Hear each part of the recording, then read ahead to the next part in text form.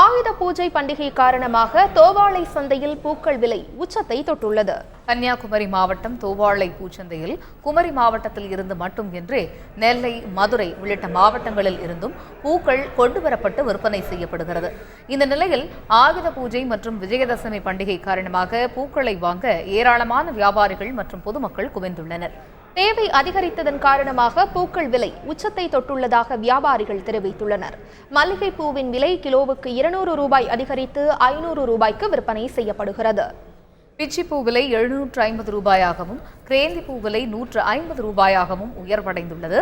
1 kilo அரளி மற்றும் சம்பங்கி பூக்கள் 350 ரூபாய்க்கும், செவ்வந்தி பூ 150 ரூபாய்க்கும் விற்பனை செய்யப்படுகிறது. இந்த விலை உயர்வு 2 நாட்களுக்கு நீடிக்கும் என்று வியாபாரிகள் தெரிவித்துள்ளனர்.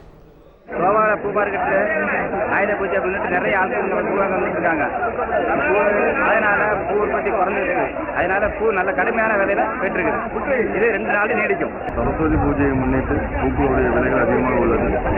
இந்த தினம் பூக்களுடைய தேவை அதிகமாக இருக்கின்ற காரணத்தினாலும் பூக்களுடைய விவசாயிகள் மூலமாக வரக்கூடிய பூக்களுடைய உற்பத்தி குறைவாக இருக்கின்ற காரணத்தினால் பூக்களுடைய விலைகள் சற்று அதிகமாக உள்ளது.